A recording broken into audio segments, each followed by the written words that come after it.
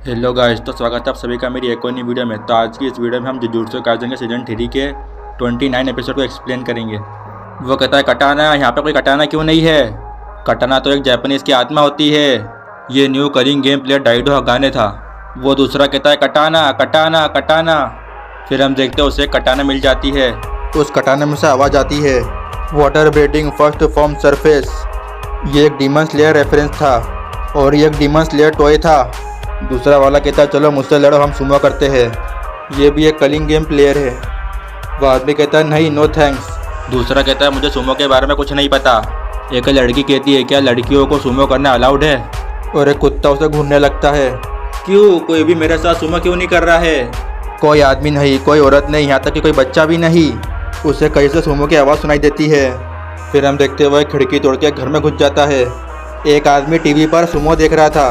Sorry guys, वो आदमी नहीं बल्कि एक लेडी थी। और वो पूछता है क्या ये सुमो है? ये आदमी कौन है और ये कहाँ पर हो रहा है?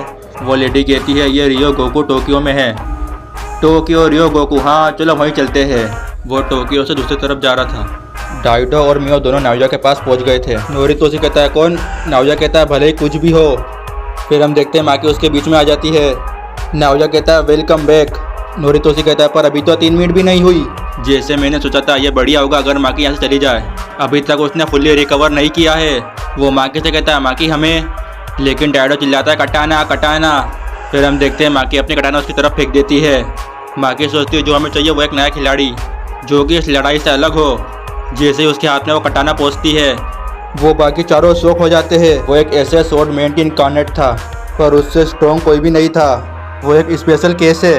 वो सिर्फ अपनी स्पोर्ट्समैनशिप से लड़ता है, ना कि कर्स एनर्जी से, जिससे वो सब डर रहे थे। वो कर्स एनर्जी नहीं थी, वो चीज़ थी जो कि डाइडो के अंदर से तब निकलती है जब वो कटाना को अपने हाथ में पकड़ता है। बेरहमी। डाइडो कहता है हाँ हाँ। वो एकदम से कटाना को हवा में चलाता है। फिर हम देखते हैं नाओया को एक हल्का सा कट लगता है। डाइडो कहता है यस, और वो सोचता है इस पर बनाने वाले का नाम नहीं है, लेकिन ये इतना भी बुरा नहीं है। ऊपर से ये एक शापित ब्लेड है। क्या ये अपने ब्लेडर को खुद चुनता है? अभी ये क्या था? क्या तो मुझे इम्बेरस करने की कोशिश कर रहे थे? नाओया उसकी तरफ हमला करता है पर वो उस हमले को डॉज कर देता है। वो माकी से कहता है लड़की वहाँ पर कुछ है ना? क्या ये एक स्पिरिट है? माकी कहती है तुम इसे नहीं देख सकते। हाँ पर मैं उसके अलावा बाकी सब देख सकता हूँ। तो ये उसे देखने जैसा ही हुआ। वह नाओया को एक कट कर देता है। नाओया का खून बह रहा था। नाओया कहता है ये कैसा आदमी है? चलो इसे शुरुआत से शुरू करते हैं। माकी हैरान थी ये क्या है? जब मैं ब्लेड को स्विंग करती हूँ तो ऐसा नहीं होता। उसे उसकी बात याद आती है कि अगर तुम उसके अलावा सब देख रही हो। माकी सोचती है क्या है जो मैं नहीं देख पा रही, उसमें और मुझ में क्या डिफरेंस है? फिर हम देखते हैं वो अपने डोमेन को कास्ट करता है। माकी सोचती है ये एक सिंपल डोमेन। वो कहता है हक क्यों? उसका डोमेन तभी काम करता है जब वो सुमो करता है। ये एक बैरियर है जो कि सिर्फ एक ही चीज़ पर फोकस करता है।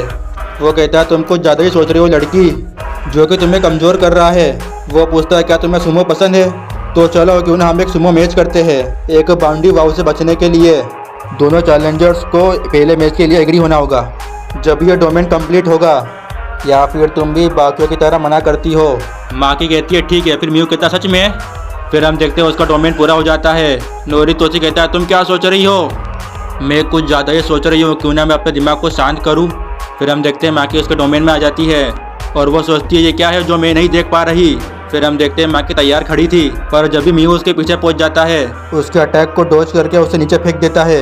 माकी नीचे गिर जाती है और वो कहता है मुझे सुमो से प्यार है। और वो कहता है तुम इससे अच्छा कर सकती हो है ना? तुम मुझे हरा देती अगर मैं तुम्हारे ऊपर सीधा हमला करता। तो तुम मुझे बताओ यहाँ पे क्या गलत है? तुम फोकस क्यों नहीं कर पा रही? तुम्हारे दिमाग में क्या चल रहा है? माकी के पास कोई भी ऐसा नहीं है जिसे वो टीचर बुला सके। ऐसा इसलिए नहीं है क्योंकि उसे यह पसंद नहीं था, या फिर वह अपने आप को कुछ ज़्यादा ही समझती थी। उसने स्ट्रॉन्ग बनने के लिए किसी और के ऊपर निर्भर होने के बारे में सोचा ही नहीं। मियो कहता तुम्हें नहीं पता ना वो समुराई किस बारे में बात कर रहा था? पर मुझे पता है। चलो खड़ी हो जाओ, चलो सुमो करते हैं। यही एक लौता तरीका है जिससे मुझे समझाना आता है। वो दोनों बार बार सुमो मैच करते हैं। वो कहता है तुम उलझी हुई हो लड़की। माकी कहती हाँ पर किस चीज़ में? अपने आप में, यानी कि लोगों में। और सुमो तो एक दूसरे में उलझने के बारे में ही है।